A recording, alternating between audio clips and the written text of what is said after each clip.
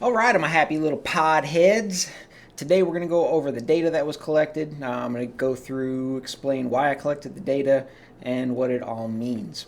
So the first thing to note is that what are the purposes of the tests? There's three main purposes for these tests. The first one is to prove that a car door is indeed similar enough to an infinite baffle so that we can use that information in all of our testing and calculations. Two, to compare my box with my car door. Basically, A, because it's a lot easier to put a speaker inside the box than it is for my to put a speaker in the car door. And B, I don't want to damage anything else in my car.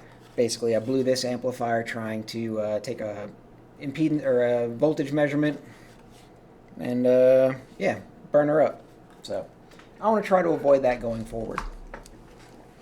All right, and then the third is to compare the real-world testing, the microphone measurements, and all of the data and stuff to the actual calculated measurements that are done in WINisd, basically to make sure that what we predict in WINisd is actually and truthfully practical and applicable in the real world. So that's what we're going to do.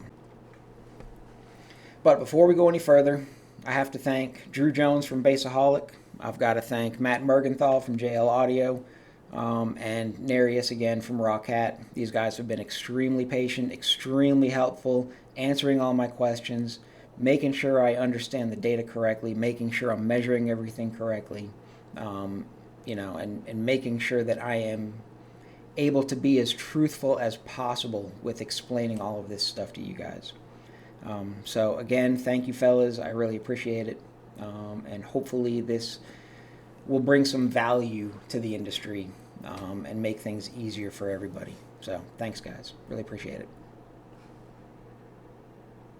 So first thing is to prove that the door and the box are basically an infinite baffle. So the way I did that was I did a impedance sweep. And I did the impedance sweep in three locations. I did the impedance sweep of a speaker just sitting on the desk, basically in complete free air. I did the same impedance sweep of that same speaker inside my box, and I did the impedance sweep inside my car door. What that test shows is that the resonant frequency did not change in frequency location between the three places, right? So we've got the free air impedance is the purple line. The door is my door, and then the brown line is the box. Notice that the frequency doesn't change, but the impedance level changes a little bit, and I'll explain why. If we go into WinISD, I have modeled the same speaker that I'm testing in two ways. The first one is in a sealed box, and the second one is in a vented box. The reason I chose the size of my box is that because at some point you notice that the resonant frequency stops moving side to side. Okay, so I chose a box size of about 5 cubic feet. Basically because I feel good that that is a nice spot where this speaker, and I tested a couple other speakers, where that resonant frequency doesn't change that much. Okay, so the impedance value is different between the two because of either two reasons. Either A is because the speaker is either mounted like this or mounted like this. That could do it. I haven't tested that. But the main reason could be that the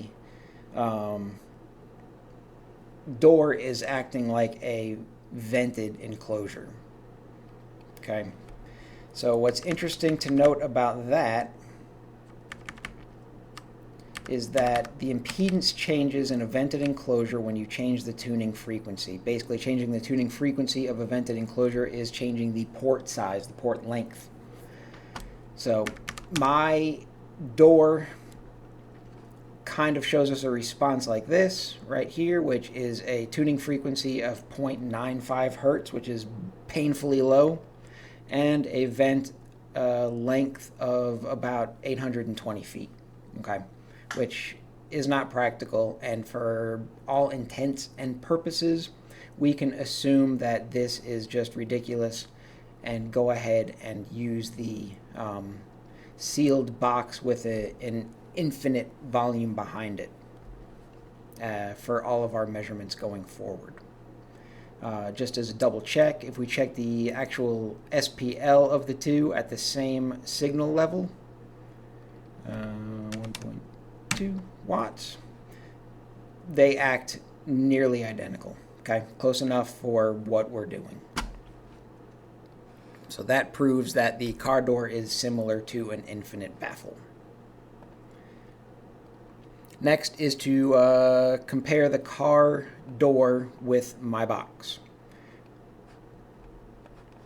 Okay, so what I have here is I have measurements of the speaker in the box.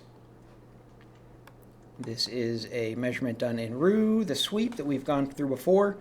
The pink lines are in the box, and the blue lines are in my door. So they overlay pretty well. For simplicity's sake, what we will do is we will look at only the 10 volt measurement. Only the 10 volt measurement. What this here shows is that they are close enough. There are a couple differences, but I believe some of these differences could be reflections, the way the microphone was pointing at the speaker in my door with the door partially open, and sound could be reflecting off the seat, off of the dashboard, whatever, and then causing reflections that create some of these peaks and valleys, right? So that's why I think that using the box is a very good representation of a speaker in a speaker pod in a door in a car. Good? Very good. Now the next thing to test or to prove is that the estimated response in WINisd is very similar, if not as close as possible, to a real world measurement of that speaker in the same situation. The purple line here represents the WINisd output at 8 watts, which is the yellow line here. And we will get rid of this one. Nope. All right. So this line right here is exactly the same as this purple line. Let me get rid of these two here. The blue squiggly line represents basically the way I measured the speaker at the same output, same voltage, same wattage. And this line, I feel, is close enough, taking into account all the reflections and different things and the way the microphone measures. I feel this is close enough to say that a speaker will perform the same way that it is estimated and calculated in WINisd. Right? Awesome. So what does that mean? That means that yes, we can indeed use WINisd to estimate and plan a system, a car stereo system, in theory. And it actually applies to the real world. And that's super cool because we can pick out speakers, we can pick out amps, we can understand what frequency they're going to play to, how many speakers we need, what size amp we have to have in order to get the output that we want, the sound we want.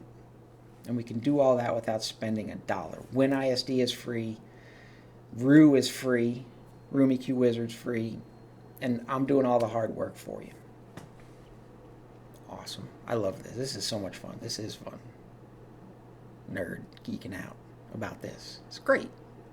Alright, that's going to do it for this video. In the next video, what we'll do is we'll go over actually using WINisd.